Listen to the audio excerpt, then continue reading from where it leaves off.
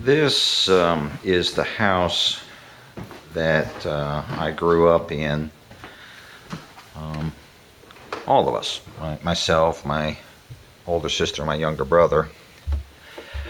This is the house that my parents bought in 1968. And now that my mother has passed away, I've taken possession of the house and I'm preparing it for rental service. The house will ultimately be rented out. And this is the only room that is really getting any significant work done to it. This is the back side of the closet for the master bedroom. You can see that as built, the closet is 4 feet deep. This is the back side.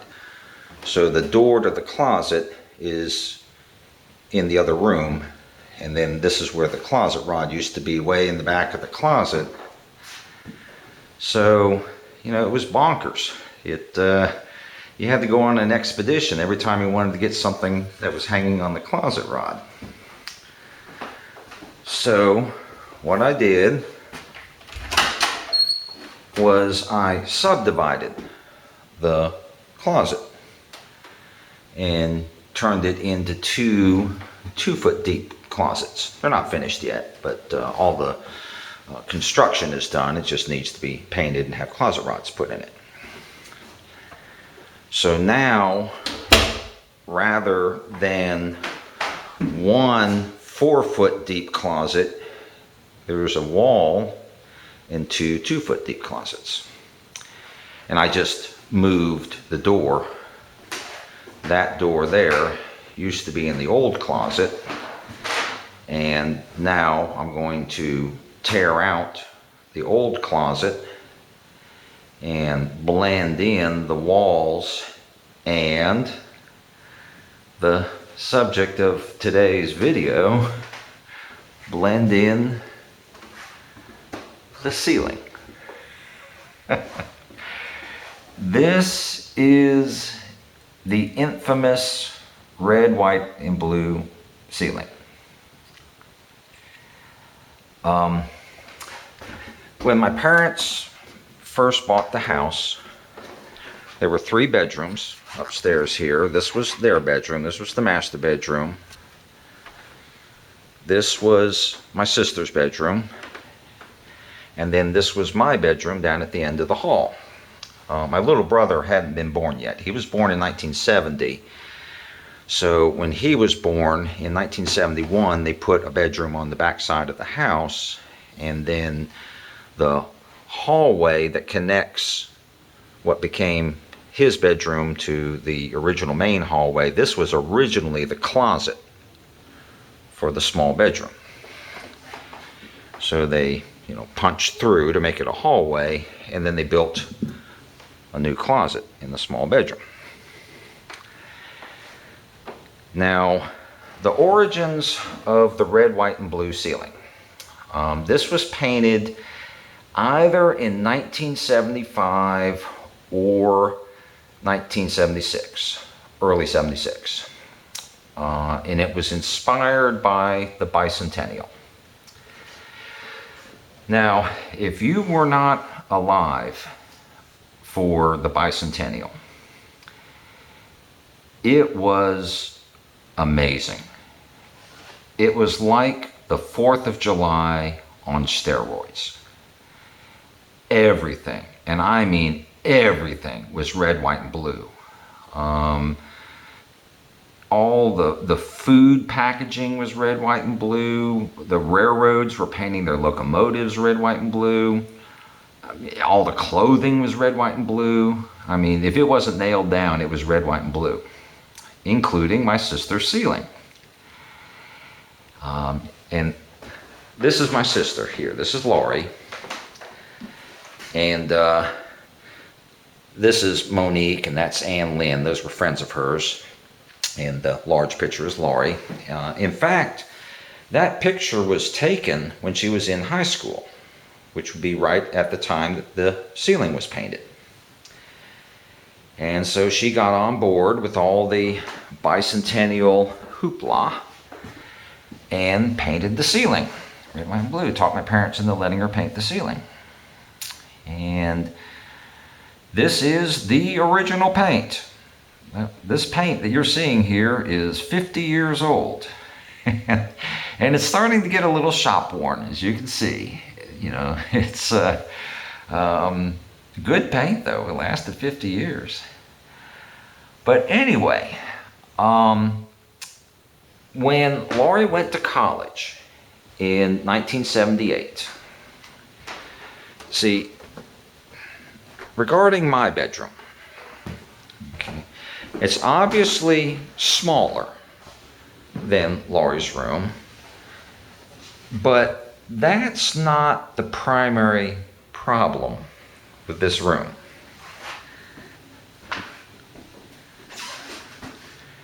That's the problem. That bathroom was original, the bathroom construction was original to the house. So there was a bathroom there. It wasn't the way you currently see it. It was yellow tiled, so we called it the yellow bathroom. That bathroom down at the end of the hall is the black and white bathroom. That bathroom has a bathtub with a shower curtain. This bathroom had a walk-in shower. It wasn't this walk-in shower, it was a built-in walk-in shower. But obviously, it's much nicer taking a walk-in shower than dealing with the bathtub and the shower curtain. So everybody wanted to use this bathroom. And as you can see, my bedroom was on the primary migration path from the hallway to the bathroom. You know, it was like having a bathroom on I-95.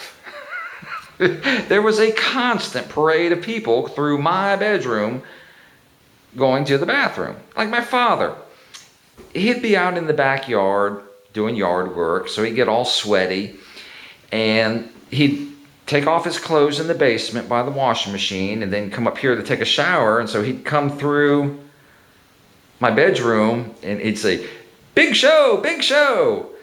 And, you know, then he'd take a shower, come back through with the towel on, "Big show, big show." It's like, no, it's not a big show. Magic Mike, you are not.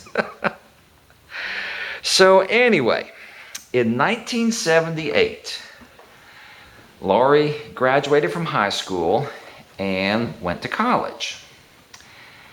So I started agitating to switch bedrooms because she was only going to be coming home for breaks. And after she got the apartment in Houston, she didn't even come home for breaks. I think she came home at Christmas, and that was it. So yes, it would be nice to have a larger bedroom, but this is what I wanted. I wanted a door that I could close and not have everybody and their brother traipsing through my bedroom all hours of the day and night, going to and from the bathroom. So my parents agreed, thank goodness, much to Laurie's chagrin. There was much wailing and gnashing of teeth. But my parents, bless their hearts, backed me up. And so we rearranged the furniture between the two bedrooms. And as we are rearranging the furniture, Laurie pulls me aside. And she says, "If you touch my ceiling, I will not hire a contract killer. I will kill you myself with my bare hands." And remember, the ceiling at that point was only about 3 years old. It was still a freshly painted ceiling. And I didn't care, you know, I wanted a door. The ceiling was immaterial. That's what I wanted. So if you know, A red, white, and blue ceiling is the price for some privacy. Small price to pay. So this becomes my bedroom in 1978. And it's my bedroom all the way until I go to college in 83. And then I move out of the house to North Carolina in 87. And the ceiling is still red, white, and blue, just as you see it. This is 1975 or early 76 original, what you're seeing right now. But anyway, Laurie, by this point, has graduated from graduate school, and so she's back in the area. And I would imagine, I wasn't party to the conversations, but I would imagine that if it ever came up in conversation, that she would say, no, don't paint my ceiling. And so this becomes the guest room after I move out. So everybody who's visiting, they get to go to sleep. The last thing they see as they close their eyes is a red, white, and blue ceiling.